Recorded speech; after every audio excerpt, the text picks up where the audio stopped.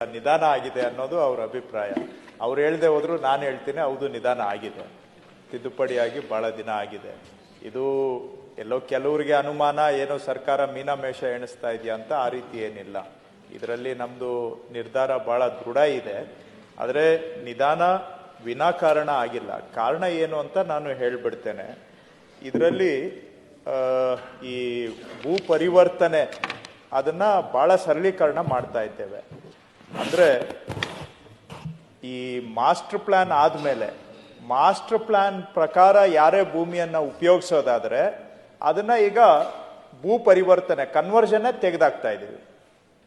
So conversion master plan ಪ್ರಕಾರ green belt ಅಲ್ಲಿ green activities, yellow zone ಅಲ್ಲಿ yellow activities, red ಅಲ್ಲಿ red activities, ಈ ರೀತಿಯಾಗಿ ಏನು ಮಾಸ್ಟರ್ ಪ್ಲಾನ್ ಆಗಿರುತ್ತೆ ಮಾಸ್ಟರ್ ಪ್ಲಾನ್ ಪ್ರಕಾರ ಉಪಯೋಗಿಸೋ ಆಗಿದ್ರೆ ಅದಕ್ಕೆ ಕನ್ವರ್ಷನ್ನೇ ಬೇಕಾಗಿಲ್ಲ. ನೇರವಾಗಿ ಅವರು ಪ್ಲಾನಿಂಗ್ ಅಥಾರಿಟಿಗೆ ಹೋಗ್ಬಹುದು.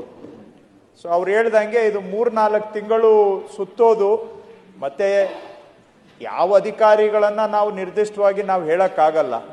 ಆದರೆ ಅಧಿಕಾರಿಗಳು ಅದರಲ್ಲಿ ಭಾಗಿಯಾಗಿದ್ದಾರೋ ಇಲ್ವೋ ಗೊತ್ತಿಲ್ಲ. ಒಟ್ಟಿನಲ್ಲಿ ಮಧ್ಯದಲ್ಲಿ ಮಧ್ಯವರ್ತಿಗಳಂತೂ ಉಟ್ಕೊಂಡು ಅಧಿಕಾರಿಗಳ ಹೆಸರಿನಲ್ಲಿ ಸರ್ಕಾರಕ್ಕೆ ಅಧಿಕಾರಿಗಳಿಗೆ ಕೆಟ್ಟ ಹೆಸರು, ಜನಗಳಿಗೆ ಹೊರೆ, ಸಾಮಾನ್ಯ ಜನಗಳಿಗೆ.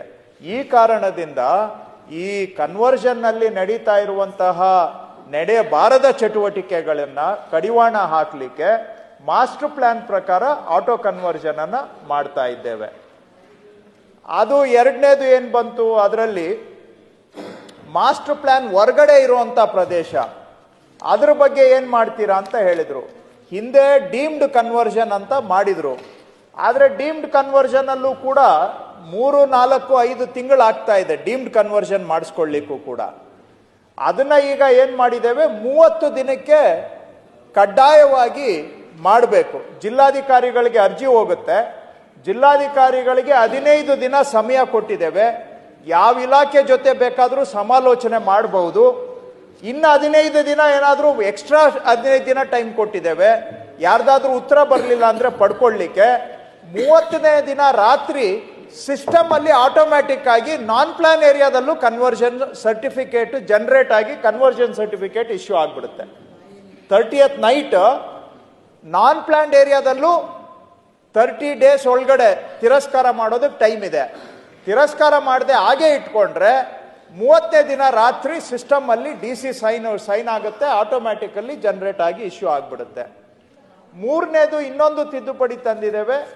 ಅದರಲ್ಲಿ ಈ ಸಣ್ಣ ಕೈಗಾರಿಕೆಗಳು MSME ಅಂತೀವಲ್ಲ, ಅಂತ ಕೈಗಾರಿಕೆಗಳು 2 ಎಕರೆವರೆಗೆ ಅವ್ರೇನಾದ್ರೂ ಕೈಗಾರಿಕಾ ಉದ್ದೇಶಕ್ಕಾಗಿ ಭೂ ಪರಿವರ್ತನೆ ಇನ್ನು ಮೇಲೆ ಅವಶ್ಯಕತೆ ಇಲ್ಲ.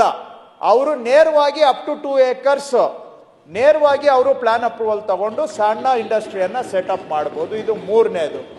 4ನೇದು, ಇವತ್ತು ಪ್ರಪಂಚ ಮತ್ತು ಭಾರತ ದೇಶ ಎರಡೂ ನವೀಕರಿಸಬಹುದಾದಂಥ ಇಂಧನ ಮೂಲಗಳ ಕಡೆಗೆ ಹೆಜ್ಜೆ ಇಡ್ತಾ ಇದ್ದೇವೆ, ದಾಪುಗಾಲು ರಿನ್ಯೂವಬಲ್ ಎನರ್ಜಿ ಕಡೆಗೆ.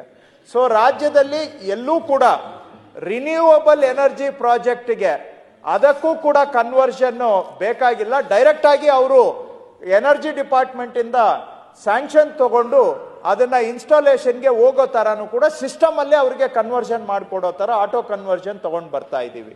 ಸೊ ಇವೆಲ್ಲಾನು ಕಂಬೈನ್ ಆಗಿದೆ. ಯಾಕೆ ವಿಳಂಬ ಆಗಿದೆ ಅಂತ ಹೇಳಲಿಕ್ಕೆ ಇವೆಲ್ಲ ಕಂಬೈನ್ ಆಗಿದೆ. ಇಷ್ಟೇ ಅಲ್ಲ, ಈಗ ಇಷ್ಟು ರೂಲ್ಸ್ ಮಾಡಿದ್ದೇವೆ ಅಧ್ಯಕ್ಷರೇ. ಈಗ ನಾವೇನು ತಾವು ಹೇಳಿದ್ರಿ 17ನೇ ತಾರೀಕು ಸೆಪ್ಟೆಂಬರ್ ತಿಂಗಳು ಕರಡು ನಿಯಮಗಳನ್ನ ನಾವು ಅಧಿಸೂಚನೆ ಹೊರಡಿಸಿದ್ದೇವೆ. ಇಷ್ಟು ರೂಲ್ಸ್ ಇದೆ. 1966ನೇ ಇಸ್ವಿ ಆದ್ಮೇಲೆ ಈ ನಿಯಮಗಳಿಗೆ ಇಷ್ಟು ಪ್ರಮಾಣದಲ್ಲಿ ತಿದ್ದುಪಡಿ ತರ್ತಾ ಇರೋದು ಈಗ್ಲೇನೆ. 1964ರಲ್ಲಿ ಈ ಕಾನೂನು ಬಂದಿದ್ದು, ಕರ್ನಾಟಕ ಭೂ ಕಂದಾಯ ಕಾನೂನು. 66ರಲ್ಲಿ ನಿಯಮಗಳು ರಚನೆ ಆಯ್ತು. 66 ಆದ್ಮೇಲೆ ಕಾಲದಿಂದ ಕಾಲಕ್ಕೆ ಸಣ್ಣ ಪುಟ್ಟ ಬದಲಾವಣೆಗಳಾಗ್ತಾ ಬಂದಿದ್ದಾವೆ. ಆದ್ರೆ ಇಷ್ಟು ವೈಡ್ ಸ್ಪ್ರೆಡ್ ಆಗಿ ರೂಲ್ಸ್ ಅಲ್ಲಿ ಬದಲಾವಣೆ ತರ್ತಾ ಇರೋದು ಇದೇ ಮೊದಲು 66ನೇ ಇಸ್ವಿ ಆದ್ಮೇಲೆ. ಯಾವ್ದ್ಯಾವ್ದಕ್ಕೆ ಅಂದ್ರೆ ಸರ್ಕಾರಿ ಜಮೀನನ್ನ ಹೇಗೆ ವಶಪಡಿಸ್ಕೊಳ್ಬೇಕು ಅನ್ನೋದ್ರಲ್ಲಿ ಗೊಂದಲ ಇತ್ತು, ಅದಕ್ಕೆ ಕ್ಲಾರಿಟಿ ತರ್ತಾ ಇದ್ದೇವೆ. ರೆವಿನ್ಯೂ ಕೋರ್ಟ್ ಅನ್ನ ಯಾವ ತರ ನಡೆಸಬೇಕು ಅಂತ ಎಲ್ಲೂ ಇಲ್ಲ. ರೂಲ್ಸ್ ಇಲ್ಲ, ಆಕ್ಟ್ ಅಲ್ಲಿ ಇದೆ, ರೂಲ್ಸ್ ಇಲ್ಲ. ಹಂಗಾಗಿ ಅವರು ರೆವಿನ್ಯೂ ಕೋರ್ಟ್ ನಡೆಸುವಂತ ಎಸಿಗಳು ಅವ್ರದ್ದು ಏನಂದ್ರೆ, ನಾನು ಕೋರ್ಟ್ ಇದ್ದಂಗೆ ನನ್ನ ಕೋರ್ಟ್ ಅಲ್ಲಿ ನಾನು ಏನ್ ಮಾಡಿದ್ರು ಕೂಡ ನನಗೆ ರಕ್ಷಣೆ ಇದೆ. ಅದಕ್ಕೆ ಈಗ ರೂಲ್ಸ್ ಅಲ್ಲಿ ತರ್ತಾ ಇದೀವಿ. ರೆವಿನ್ಯೂ ಕೋರ್ಟ್ ಅಂದ್ರೆ ಹೇಗೆ, ಏನ್ ಕಂಡಕ್ಟ್ ಮಾಡಬೇಕು, ಹೇಗ್ ಕಂಡಕ್ಟ್ ಮಾಡಬೇಕು, ಏನ್ ಆರ್ಡರ್ ಮಾಡಬಹುದು, ಏನ್ ಮಾಡಬಾರ್ದು ಅಂತ. ಸಮ್ಮರಿ ಎನ್ಕ್ವೈರಿಗೆ, ಫಾರ್ಮಲ್ ಎನ್ಕ್ವೈರಿಗೆ ಡೆಫಿನೇಷನ್ ಇರಲಿಲ್ಲ, ಅದನ್ನು ಈಗ ರೂಲ್ಸ್ ಅಲ್ಲಿ ತಗೊಂಡು ಬಂದಿದ್ದೇವೆ. ಈ ರೀತಿಯಾಗಿ ಸುಮಾರು ಸೆಕ್ಷನ್ಗಳಿಗೆ ಕೆಲವು ರೂಲ್ಸ್ ಹಳೇದನ್ನ ಬದಲಾವಣೆ ಮಾಡ್ತಾ ಇದ್ದೀವಿ. ಎಲ್ಲಿ ರೂಲ್ಸ್ ಇರಲಿಲ್ಲ ಅಲ್ಲಿ ರೂಲ್ಸ್ ತರ್ತಾ ಇದ್ದೀವಿ. ಕೊನೆಗೆ ಈ ಕನ್ವರ್ಷನ್ಗೆ ಸಂಬಂಧಪಟ್ಟ ಹಾಗೆ ಇದನ್ನು ಇಂಪ್ಲಿಮೆಂಟ್ ಮಾಡೋದಕ್ಕೆ ರೂಲ್ಸ್ ಮಾಡ್ತಾ ಇದ್ದೇವೆ. ಇದರಲ್ಲಿ ಅರ್ಬನ್ ಡೆವಲಪ್ಮೆಂಟ್ ಡಿಪಾರ್ಟ್ಮೆಂಟ್ ಇನ್ವಾಲ್ವ್ ಇದೆ, ಅವ್ರ ಜೊತೆಗೂ ಕನ್ಸಲ್ಟೇಷನ್ ಮಾಡಿ ಮಾಡಬೇಕು. ಇಷ್ಟೆಲ್ಲ ಮಾಡಿ ಇಷ್ಟು ರೂಲ್ಸ್, ಒಟ್ಟು ಇದರಲ್ಲಿ ಎಷ್ಟು ಪೇಜ್ ಇದೆ, 29 ಪೇಜ್ ಇದೆ ರೂಲ್ಸ್. ಅಷ್ಟು ರೂಲ್ಸ್ ಅನ್ನ ರೆಡಿ ಮಾಡಿ ಪ್ರೊಫಾರ್ಮಾ ಎಲ್ಲ ಕೊಟ್ಟು ಮಾಡಿದ್ದೇವೆ. ಇದನ್ನ ಸೆಪ್ಟೆಂಬರ್ ತಿಂಗಳಲ್ಲಿ ಕರಡನ್ನ ಅಧಿಸೂಚನೆ ಮಾಡಿದ್ದೇವೆ. ಈಗ ಇನ್ನೊಂದು ಫೈನಲ್ ರೌಂಡ್, ಯಾಕಂದ್ರೆ ಇದರಲ್ಲಿ ಒಂದೊಂದು ಪದಕ್ಕೂ ಕೂಡ ನಾಳೆ ಅದರ ಮಹತ್ವ ಇರುತ್ತೆ, ತಪ್ಪಾಗಬಾರದು ಅಂತೇಳಿ ಬಹಳ ಎಚ್ಚರಿಕೆಯಿಂದ ಕಾಲಿಡ್ತಾ ಇದ್ದೇವೆ. ಅನುಷ್ಠಾನ ಮಾಡೋದಕ್ಕೆ ಈಗ ಒಂದು ಫೈನಲ್ ಅಧಿಕಾರಿಗಳ ತಂಡ ಮಾಡಿ ಇದನ್ನ ವೆಟ್ಟಿಂಗ್ ಮಾಡಿ ಕೊಟ್ಟ ಕೂಡಲೇ ಇದನ್ನ ಫೈನಲ್ ನೋಟಿಫಿಕೇಶನ್ ಹೊರಡಿಸಿ, ನನ್ನ ಪ್ರಕಾರ ಅಧ್ಯಕ್ಷರೇ ಅವರು ತಿಂಗಳು 3-4 ತಿಂಗಳು ಅಂತ ಅಂದ್ರು, ಅಷ್ಟು ಇಲ್ಲ, ನನ್ನ ಪ್ರಕಾರ 1 ತಿಂಗಳೊಳಗಡೆ ಈ ಕೆಲಸವನ್ನ ಮಾಡಿ ಅಧಿಸೂಚನೆ ಹೊರಡಿಸಿ ಅವ್ರು ಏನ್ ಮಾಡಿದ್ದಾರೆ ಅದನ್ನ ಕಾರ್ಯರೂಪಕ್ಕೆ ತರ್ತೇವೆ ಅಧ್ಯಕ್ಷರೇ.